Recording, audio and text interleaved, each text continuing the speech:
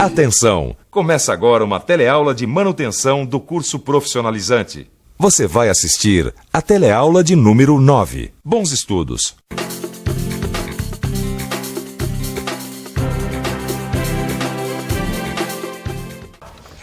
Nossa! Olha só onde eu parei esse carro. Ou melhor, eu não parei, né? Porque eu fui tentar brecar e esse carro não brecou. Já estava mesmo na hora de eu levar esse carro aqui para revisão. E já está mesmo na hora da nossa teleaula sobre manutenção. Na teleaula de hoje, nós vamos ver o que é pressão e vazão. E vamos entender como é o princípio mais importante da hidráulica. A gente vai ver também como é que os sistemas e as bombas hidráulicas funcionam e como são feitas as suas manutenções. E por último, nós vamos ver como é o funcionamento e a manutenção das válvulas hidráulicas. Então, a nossa teleaula está começando e meu carro já está sendo revisado. Você já parou para pensar que a revisão é um tipo de manutenção?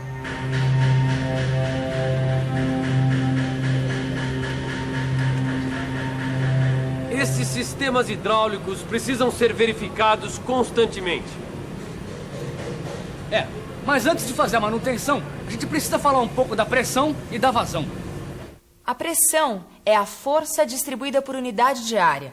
No Sistema Internacional de Unidades, SI, a unidade de força é o Newton, N, e a unidade de área é o metro quadrado, M ao quadrado. Então, no SI, a unidade de pressão é o N sobre metro quadrado, que recebe o nome de Pascal, PA. Mas existem também outras unidades de pressão, como a atmosfera e o bar. A pressão hidráulica nas indústrias pode ser medida em bar, atmosfera ou em Pascal. E agora vamos conhecer o princípio de Pascal. O princípio de Pascal é muito importante para a hidráulica. Vamos ficar por dentro.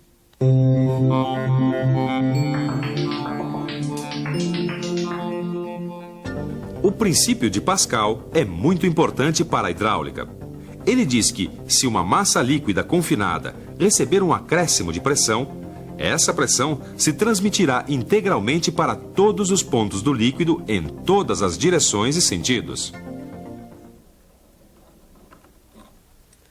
A pressão age em todas as direções e sentidos. Esse é o princípio de Pascal. Em todos os mecanismos hidráulicos, essa bomba, um macaco, uma prensa, um freio hidráulico, a gente está sempre aplicando o princípio de Pascal. Mas além de entender a pressão, a gente precisa ver o que é vazão. Vamos nessa? A vazão é o volume de fluido que escoa ou se movimenta numa tubulação hidráulica num certo período de tempo. Então, a vazão Q é o volume V de um fluido que passa no interior de alguma tubulação durante um certo intervalo de tempo T. No Sistema Internacional de Unidades, a vazão é expressa em metros cúbicos por segundo. Os sistemas hidráulicos conseguem produzir uma força muito grande, tanto em máquinas industriais como em tratores. E falando em máquinas industriais e tratores, é bom dizer que existem dois ramos da hidráulica. Da hidráulica industrial fazem parte as máquinas injetoras, as prensas, as retificadoras. Aí um monte de tipos de máquinas e sistemas hidráulicos. E o outro ramo da hidráulica é mais conhecido de todos nós, é a hidráulica móvel. Da hidráulica móvel fazem parte os mecanismos hidráulicos dos sistemas de transporte e cargas, como os caminhões, as locomotivas, navios, aviões, motoniveladoras, basculantes e os automóveis. Meu carro já foi revisado e a hidráulica móvel do sistema de freio já passou pela manutenção. Eu já posso rodar tranquilamente e você já pode conhecer o circuito industrial hidráulico. Um circuito hidráulico básico é composto de um reservatório onde fica o óleo, uma bomba que faz a sucção e manda o óleo para o sistema, a válvula de alívio ou de segurança que protege o sistema contra sobrecargas, fazendo com que o óleo em excesso volte para o reservatório. Aí temos a válvula de controle de vazão e a válvula direcional que comanda o avanço e o retorno do atuador linear. Para fazer a manutenção dos circuitos hidráulicos, a gente precisa analisar previamente o funcionamento do circuito, a regulagem das válvulas, verificar se a tubulação não tem nenhum ponto de vazamento e se o óleo do reservatório está limpo. Nos sistemas hidráulicos, industriais e móvel, a gente usa bombas de deslocamento positivo para transformar a energia mecânica em energia hidráulica. São elas que fornecem a quantidade necessária de fluido a cada rotação ou ciclo. As bombas de deslocamento positivo, dependendo dos atuadores, são lineares ou rotativas. As bombas lineares podem ser de pistões radiais ou axiais. Vamos ver como elas funcionam? As bombas lineares de pistões radiais têm um conjunto de pistões que giram dentro do contorno do anel. Os pistões fazem um movimento alternado que causa o deslocamento do fluido. Nas bombas lineares de pistões axiais, o conjunto de cilindros e o eixo ficam na mesma linha. Os pistões se movimentam paralelamente ao eixo de acionamento, deslocando o fluido. As bombas rotativas de engrenagens têm rodas com dentes. Uma é a motriz, que, acionada por um eixo, impulsiona a outra. O fluido é deslocado entre os vãos dos dentes. Nas bombas rotativas de palhetas, o rotor gira dentro do anel. O fluido é empurrado para o interior da bomba pela pressão atmosférica. Agora que a gente já viu como as bombas funcionam, vamos ver como é feita a sua manutenção. As bombas lineares de pistões radiais devem trabalhar com óleo limpo e sem água. Além disso, nós precisamos verificar como está o rendimento de cada peça do conjunto. E quando for necessário, temos que trocar o que estiver desgastado. A manutenção das bombas lineares de pistões axiais consiste na mesma coisa. Precisamos manter o óleo limpo, isento de água e trocar todo o conjunto rotativo quando for verificada queda de rendimento. As bombas rotativas de engrenagens também precisam estar com óleo sempre limpo e sem água. E é necessário trocar as engrenagens quando elas se desgastam com o uso. Com as bombas rotativas de palhetas é a mesma coisa. O óleo deve estar sempre limpo e sem água. E quando o conjunto se desgastar com o uso, é hora de ser trocado. Mas vamos ver agora por que o fluido mais recomendável para os sistemas hidráulicos é o óleo. Por que o óleo é o fluido usado nos sistemas hidráulicos? Bom, o óleo transmite pressão, refrigera o sistema e permite trocas de calor. É viscoso e pode vedar. Além disso, ele quase não se mistura com a água e oxida muito devagar quando entra em contato com o oxigênio do ar. Tá legal. Mas como é que é feita a manutenção do óleo? Bom, para fazer a manutenção do óleo, a gente precisa usar sempre um filtro de sucção e um filtro de retorno. Além dos filtros, a gente precisa sempre retirar a água absorvida pelo ar que está lá dentro do reservatório. Para isso, nós usamos aditivos especiais e fazemos uma drenagem com filtração que separa o óleo da água. E quando é que a gente faz a troca do óleo? Bom, a gente faz a troca do óleo quando o grau de contaminação do óleo está muito alto, ou seja, quando não adianta mais filtrar. Depois de aprender como se faz a manutenção, está faltando a gente entender que os motores hidráulicos são atuadores rotativos. Eles transformam a energia hidráulica em energia mecânica. Existem 3 tipos de motores hidráulicos. O motor unidirecional, que tem um único sentido de rotação. O motor bidirecional ou reversível, que produz a rotação nos 2 sentidos.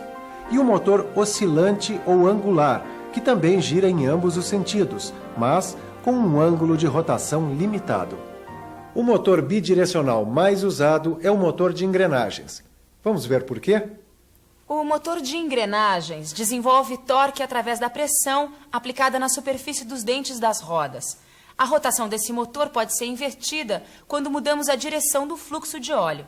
Esse motor é simples e pode tolerar muita sujeira. Sendo assim, a sua manutenção é feita apenas quando o motor estraga. Aí ele é trocado por um novo. Vamos conhecer agora um cilindro por dentro.